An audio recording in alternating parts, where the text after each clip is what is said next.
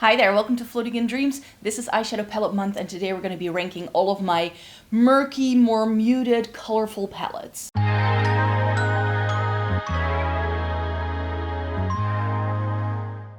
Welcome to everybody watching today. Thank you so very much for joining me. This video is another part of eyeshadow palette month, so I hope you're still watching. I am certainly enjoying filming these videos, and today we're going to do another ranking of my eyeshadow palettes. Today we're going to go over the category of all of my muted, more like toned down, colorful palettes, because I found out I have quite a few of these. Before we get into the video, it may be good to know who I am and what I like doing on this channel. My name is Maaike. I've been a content creator for more than a decade. I have fair skin with a cool to neutral undertone, and I really enjoy talking about eyeshadow palettes on this channel. So if that's something you're interested in, then I hope you'd like to consider subscribing. So first things first, we are gonna go over all of my murky, more muted, colorful eyeshadows. As I was like taking all of my eyeshadow palettes out of my drawer and trying to make the categories for these ranking videos, I ended up with so many eyeshadow palettes that I could categorize as colorful that I was like, I'm gonna have to split it into two videos because this is just way out there. Especially in recent years, I've really discovered indie eyeshadows, and I really feel that within the indie realm, we get so many really good, murky, yet still colorful color stories. So that's what goes on in this video. There are 37 palettes here today, all of which I have reviewed for you in the past. So I'll make sure to link you to any of those reviews down below. So if you want to see swatches, looks, and all that jazz, I always try out every single eyeshadow pan when I test out an eyeshadow palette. So you know these are tested and put through the ringer, you could say. And for any palettes that are still available, I will also have some affiliate links in the description box. So if you want to shop them, then you can. Please be mindful, if you shop through those links, I could make a small commission. Just want to put that out there.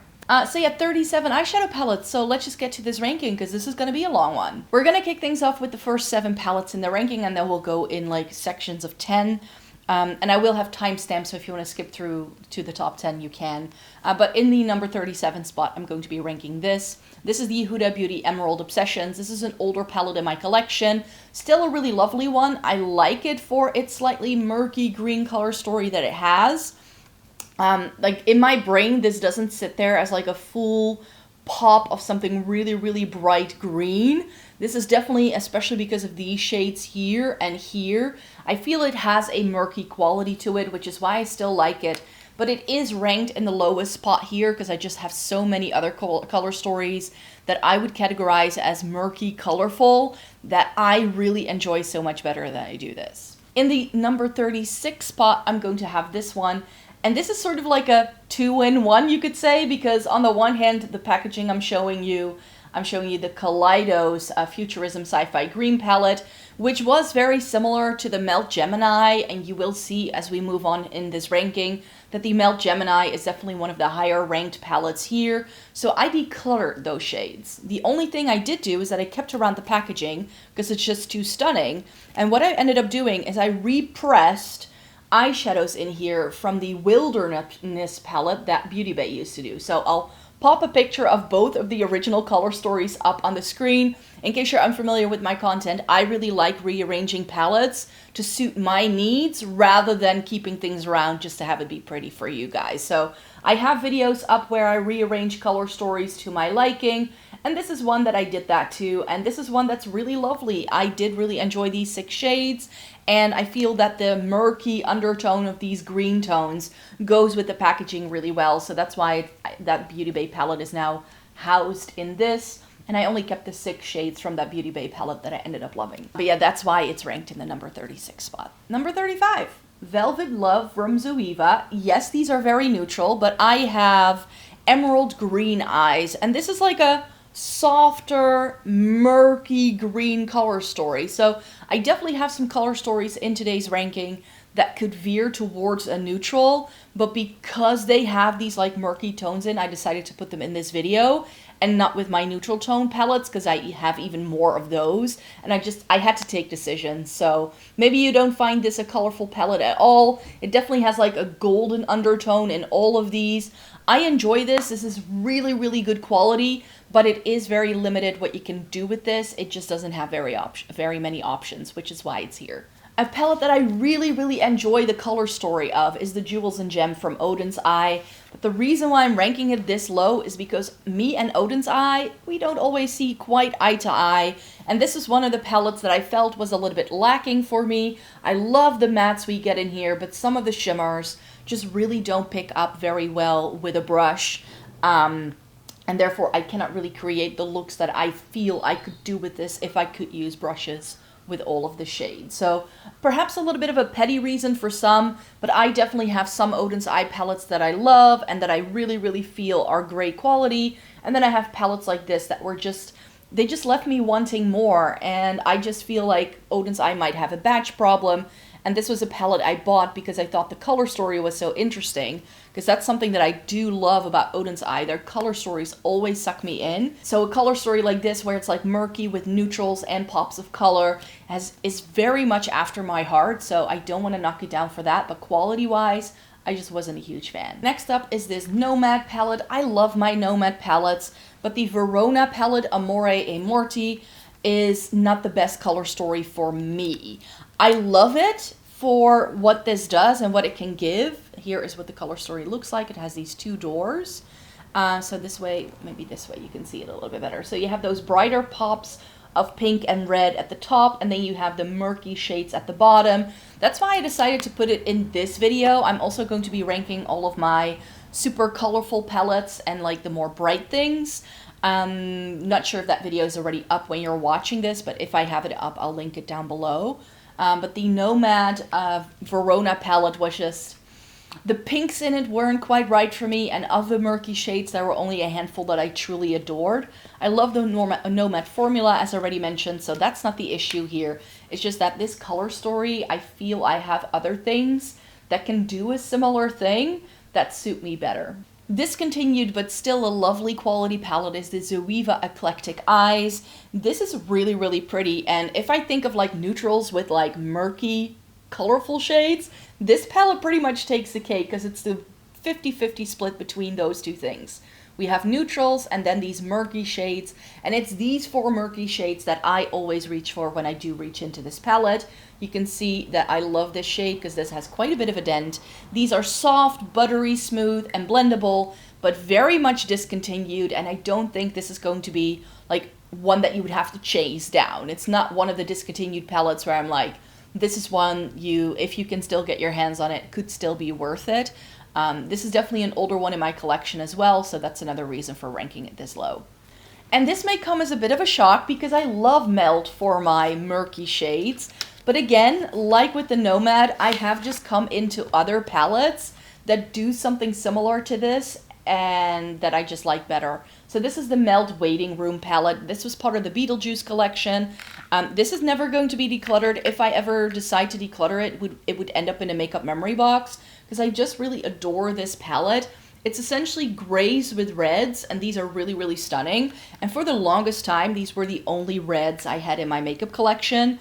But I have come to find other things that are similar in nature to this that I just think are so much better than I do this one. So while the Waiting Room was a really good introduction for me, and red tones and like combining them with grays, because that's something I really enjoy doing, but I also feel like there are just other things that I like better. So moving into the 30 to 21 spot, in number 30, in the 30th place, we have this. This is the Lime Crime Chroma palette, Prelude Chroma. And this is one where I couldn't really decide, should I put it with my neutral palette, should I put it here? But I ended up putting it here because of the more colorful shades that it has. I mean, I think a yellow tone gold should count as a color rather than a neutral, at least in my brain it does. And then of course you have these like really nice deeper purples and teals with some teal shades to go with it. These are really the only two true neutrals that you get, I find. So that's why it goes here. This is one of those palettes that really made me fall in love with teal eyeshadow. This was just one of my go-to favorites for such a long time. But I do feel, again, that I just have other teals in my collection that I perhaps like a little bit better. I just have so many eyeshadow palettes that I cannot use it all. However, I love this and what it does, and I love the packaging, so that's why it always gets to stay, but it's by no means a top favorite anymore. Then we have the Melt Smoke Sessions. This is the original Smoke Sessions. Of course, they just came out with a second one, which is Old Purple, but those won't be in any of the rankings because I haven't tried it yet, and I'm only ranking things I have already tested and reviewed.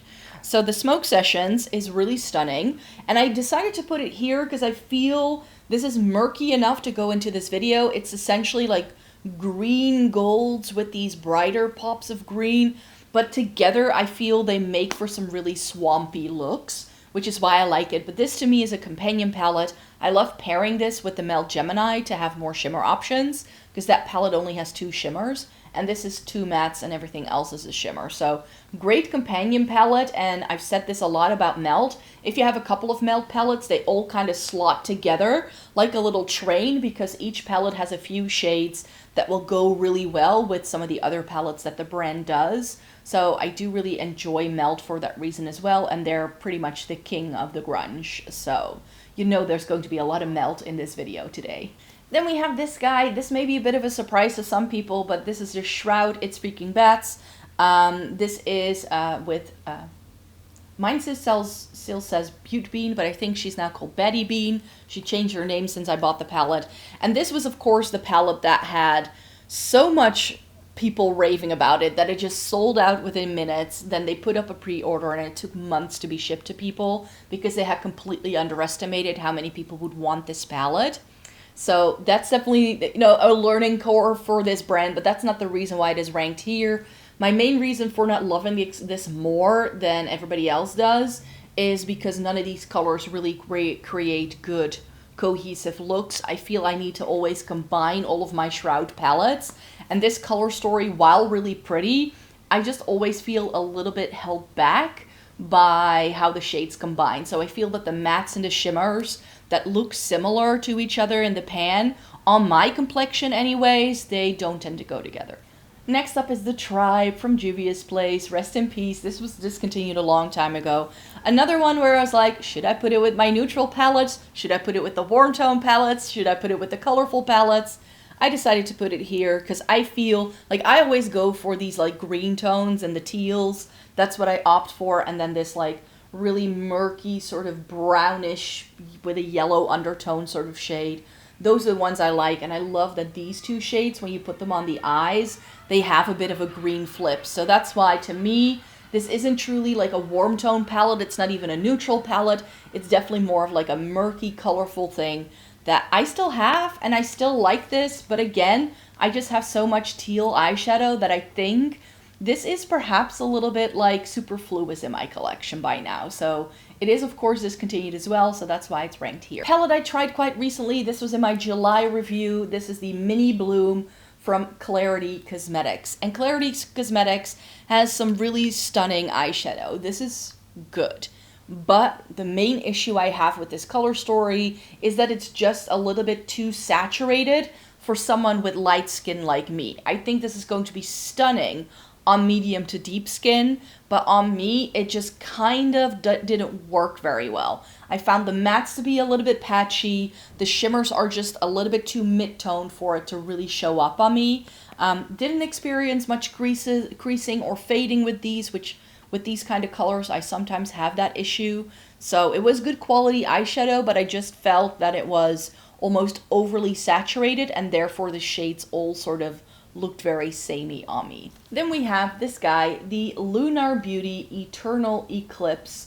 Another one where I was like, should I put it with my neutral palettes or should I put it here?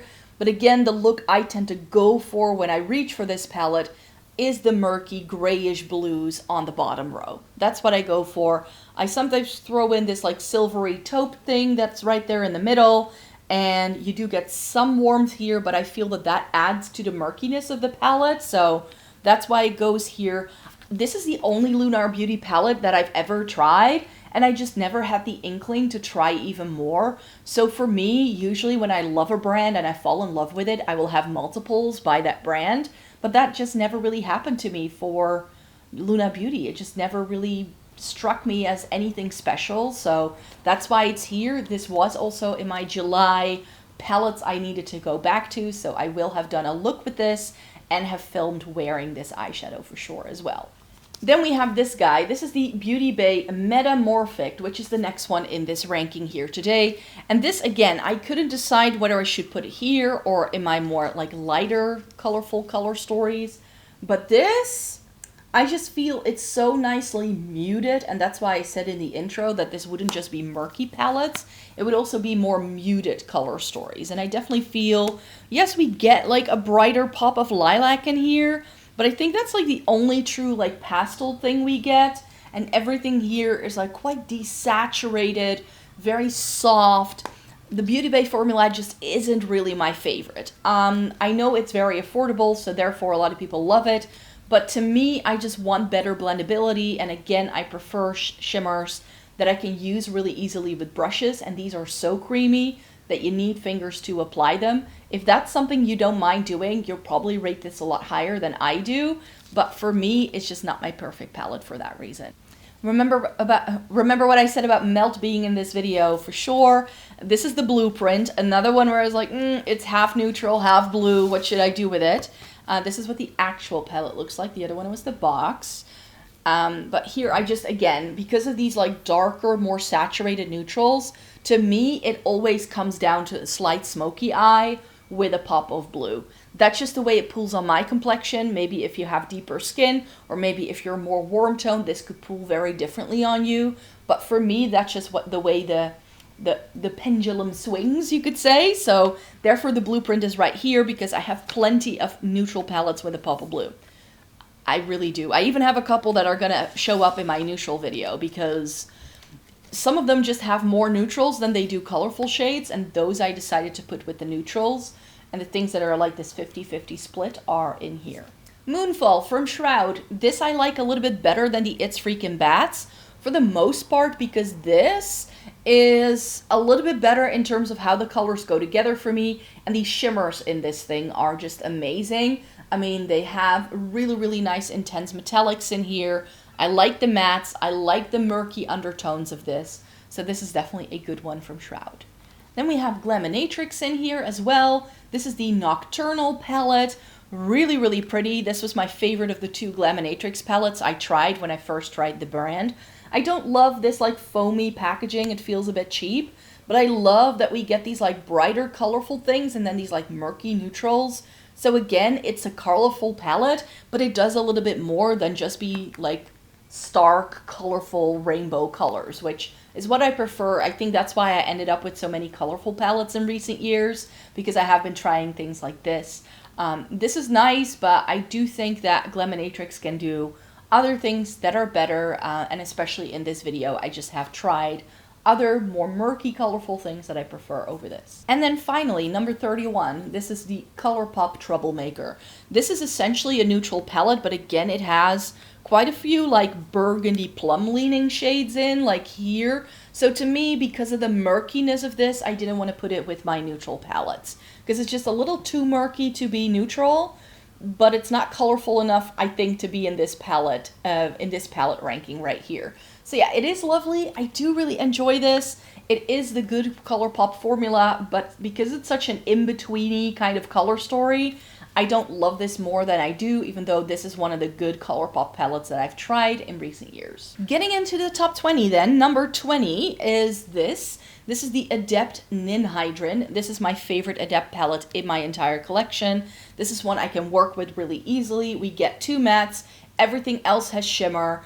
Some of these are like duochromes and multichromes, and they're really good. This is an incredible formula, and I feel that they've changed their formula since coming out with this.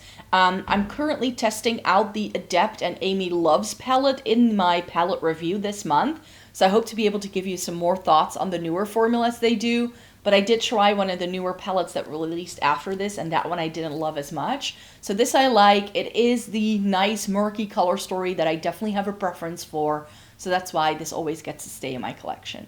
An oldie but a goodie then. In the number 19 spot is the ABH Subculture palette. This is stunning, but I have just found that I love this palette the most if I pair it with multi-chromes, which we don't get in this color story. I also tend to use these 8 shades, and the other 6 I don't really tend to reach for. So by now, I definitely have found color stories that do something similarly to what the subculture can also do if you pair it with multi-chromes, but then they do it in the entire palette. So that's going to be ranked higher than this. This is still a solid pick in my opinion, though. If you still have this, definitely pull it out for the fall time and add some multi-chromes if you have them, because it makes for a stunning look. Then a good one, such a good one from the drugstore, the e.l.f. Earth and Ocean. This one I just rate so highly. It has so many good colorful shades. It's essentially blues and greens, but I love that, say for like this really bright thing, nothing here is overly saturated and colorful. Yes, we get colorful shades, but they are on the murky side. One of my favorite shades in this entire palette is Underwater, which is right here, and I actually also like the silver in here, which is called Tundra. So you can do something really bright and poppy with it, but I definitely tend to go for the darker shades in here and combine the brights with the darks to create an ultimate murky color story. A palette that maybe some people will not consider to be murky, but to me it is, because Blend Bunny always has a nice row of really deep saturated colors. In some of the palettes, they were too deep for me, but in the Surge, I really liked it. And I do really appreciate the Blend Bunny formula. I just wish they did more shimmers. That's just where my preference lies. So if this had more shimmers in, I would have liked it even better. But I think the Surge is one of my favorite colorful palettes in my entire collection, mainly because it has so many options. You get the neons, you have the shimmers, this deep row, a mid-tone row, and you even get some pastels. So as far as a colorful palette goes, I think this is near perfection, and I really enjoy their formula as well. I just think I have other color stories that I like a little bit better for the murky, colorful vibes that I'm talking about in this ranking today. Another brand that does murky, colorful really, really well is Unearthly. This is the Fairy Frolic. I still have the old packaging and bought this back when they were called Alien Cosmetics, but I still think they do this, if I'm not mistaken. I'm not sure if they still do, but here is what that looks like. Again, a color story that could be deemed a neutral if you wanted to, depending on how you put things together. But I think this is the ultimate like grungy, murky color story, and Unearthly is just really, really good at it. So this is definitely one that I wanted to rank here. Next up is this blue palette from Glam Shop. This is a Polish indie brand, and this is a brand that I really enjoy. I will be doing another video with them really, really soon. I'm not sure if that's already up. If it is, I will make sure to link it in the description bar down below, description box down below. And this is just a really, really good blue color story. But because it has these like deeper saturated things in, and maybe also because of the packaging, I'm not gonna lie, in my brain, this isn't like a fully bright blue color story. It's more of like a murky blue color story. And that's why I appreciate it. And I'm covered in blue eyeshadow. Then we have the Gloss Gods Gal on the Moon. I really adore Gloss Gods as a brand. You will have seen me rank and talk about a lot of these palettes in my palette rankings if you've been watching them. This is one of their more colorful things, and the reasons why I put it here is because this has 3 multi-chromes in, and they are the type of multi-chrome that have the darker base to really show the shift. So that's really nice. I did like this, but this is one of my least favorite Gloss Gods palettes. Not because it's not a good formula, I just feel I cannot get cohesive looks out of this, and I need to pair it with other things. You can definitely make it work if you don't mind old shimmer looks, but I do like to have a matte somewhere to anchor something. Then next up is this guy. This is number 12 already? Yes, this is number 12. This is the Misha Lu Witchcraft palette. This brand is no longer around, but I keep this palette even though it's an older one in my collection because of this. It's so, so yummy, murky, lovely with the greens and then these like saturated browns. I love these plum tones that we get in here as well. This is such an excellent color story, and I wish another indie brand would do something like this because this is no longer around. But it's still really, really good. So that's why it's ranked quite high. And then we have Friday the 13th. This is from Glamlight. I discovered Glamlight this year. I didn't love them before that, but I hadn't tried much. And ever since they were doing these horror palettes, I ended up loving them. And this is, again, a really nice, murky, slightly more colorful color story, I feel. The reds are definitely the brightest thing we get in this palette, but then we just have these like murky blues and greens and a couple of neutrals. A lot of shimmers in here, which is why this is ranked really high, and I really adored all the looks I did with this. I thought the Glam Light was palette 11, but I kind of lost this one in the shuffle. The Petit Four from Viseart is actually number 11. This is the Violetta, and again, very nice murky color story, but I feel I have something similarly from another brand that I just like a little bit better. But as far as like a murky, colorful color story goes, I think I really appreciate it. It's got a little bit of like a green grungy and then that red in there. So yummy. And I love the Viseart formula. And that brings me to the top 10. Number 10, the Druid from Fantasy Cosmetica. This is still their old packaging. They now make everything look like stained glass, which is so much prettier than this is. Oh well. And this is what I was talking about when I said the subculture now has renditions of it up on the market that do have those stunning shimmers in. All of the shimmers in here, and we get 5 over 4 mattes. And all of these, like especially this one here, has a bit of a flip, and these are really nice, intense, high shine shimmers. I adore the Fantasy Cosmetica formula, and there's a reason why they've become one of my favorite indie brands, and I think the Druid, which was my first purchase by them, kind of set the scene, but I ended up loving some of their other palettes even more than I do this one. I already mentioned this palette, the Melt Gemini. Yes, it's in the top 10 and it is in the number 9 spot. The Melt Gemini is just lovely. I think this is still really good. If you want murky, it doesn't get any more, it doesn't get any murkier than this, because this is the ultimate swampy color story, I feel. These browns are really nice. I really enjoy the greens in here. It pairs really well with other things if that's what you're looking for. And Melt has an amazing formula. I just feel they are one of the best ones. So the Melt Gemini is one I adore. And I just mentioned the Viseart Violetta. This is the Pat McGrath Celestial Divinity Look Squad in Interstellar Icon. And this is very similar to the Violetta, I feel. But this I feel is a little bit more murky, and it's a bit more colorful with the blue that we get in here. But really stunning, very nice, deep saturated, and this was my surprise because I bought all 3 quads at the time, and this one ended up being my favorite of the 3, which I had not expected upon purchase. So this is a really lovely palette indeed, and still one of my favorite like murky color stories. This one as well. This has some brightness to it, but I feel I get quite murky looks out of it. This was of course limited edition, so you can no longer buy it, but it's the Kaleidos and Club Nebula with Angelica Nukvist, and this is just one of the best color stories ever made. I love that we get these like darker tones.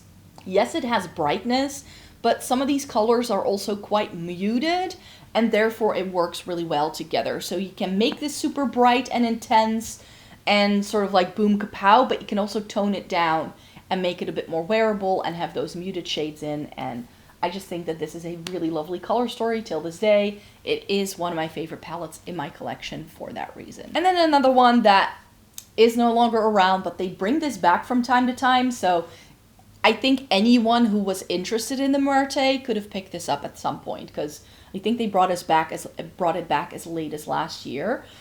This is what the color story looks like. It is so wonderful. Again, some brightness for those people who like the brightness, but for me, these 6 shades, 7 shades in the middle, that's where it's at. The reds in here are lovely. They are this wine shade. I love the blue. Like this palette for a blue smoky eye. So pretty. And then you just get these like grungy greenish grays as well. So stunning. I adore the packaging as well. Melt did such a good job with this, and it's still one of my top 10 palettes for sure. And then in the top 5, I did decide to go for some recent things, not only because I like the things I try recently and they're top of mind, but also because I think these will be easier for you to buy if you so wish. I think there's only one here that may be difficult to track down if you were interested in it. The first one I want to enter here is the Sorcery from Lisa Eldridge. This is such a beautiful palette, and I don't feel enough people are talking about it. It's only 6 shades, but look at how murky this is. You get 1 matte, 5 shimmers, really pretty. This works so well if you just like put a liner onto your lid and like smudge it out and then use these shades to like complement it. It's so, so pretty. And because you do get that really nice dark deep matte, this is great for like smoky eyes as well. All of the shimmers in here have a slightly different texture. We have one matte, three metallic, no, four metallics. Four metallics and one like toppery shade. So we get a little bit of variety in this palette as well, and I think this looks so, so stunning, and the shimmer formula in here is amazing. Remember what I said about having another version of the Meld Rating Room? The Chucky Crazy in Love from Glamlight has definitely replaced the waiting room in my collection. This is not as bright in terms of the reds that it has, but I definitely like this better because the wine undertones we get in here suit my skin tone a lot better. The grays in here aren't as light and stark as in the waiting room as well. So for me, this entire thing just comes together a little bit better. We get 6 shimmers. Yeah, 6 shimmers. Everything else is matte. And this is just a really lovely formula, and I really enjoy this. And it's quite affordable, and you can still buy it. So what's not to love? This one I'm not sure if they still do, but I think it is because I have seen it on the Juvia's Place website. This is the Nomad from Juvia's Place, and this is so, so good. This is my alternative if you don't like spending as much money on the Melt Gemini as that is, because this gives you Melt Gemini, but then a little bit more neutral, I feel. We have the greens in here, a nice murky greenish brown, a nice dark brown in here as well. I love the shimmer in the middle, a yellow, and then we have this really nice blend shade as well, so you can easily tone everything down if it happens to be a little bit too dark for you. And if you want that warmth, then you also have that orange to play into it if you'd like. So for me, this is a really beautiful palette, which is why it's the number 3 in today's rank. And this is the number 2 spot is the one that may be difficult to find because Glam Shop has only limited edition palettes, and this one is no longer around. It was only around for a hot minute, but again, you don't need this palette per se because we got a lot of these like murky green palettes last year. Natasha Denona did the Yucca, there was one from Nomad, there was one from Odin's Eye. Like, you could get this from other brands if you don't have this. You could very easily get this vibe. And this is the Nice Weeds from Glam Shop. So here we have these like grayish greens with some like silvers and these murky sort of warmer tones, which I really think I adore. And I love the combination of them especially. This is a really excellent formula as well, and I really adore Glam Shop as a brand to begin with. But my number 1 murky, colorful palette goes out to the Fantasy Cosmetica Rogue palette. I told you there would be more Fantasy Cosmetica in this video, and here it is. The Rogue is one of my favorite color stories by the brand. I think this may be my favorite Fantasy Cosmetica palette. It's blues, greens, and purples, which is one of my favorite color stories, but very often they skew very bright and in your face, which isn't always my vibe, and this is like the murky version of it, and I just love it for that reason. So I love the shimmers that we get in here. The Druid has 5 shimmers, this only has 4. It's okay. You get a black to deepen things up if you'd like to, or use as liner, and then you just have 4 really stunning mattes that really nicely complement the other shades. So Rogue from Fantasy Cosmetica is definitely my top 1 favorite. So thank you so very much for joining me here today. Thumbs up the video if you liked it. I will be doing more ranking videos, and I'm still in the midst of eyeshadow palette month, so you can still expect daily videos from me. So I'd like to stay tuned for more, subscribe to the channel in the meantime, and then I hope to see you in my next one. Bye-bye.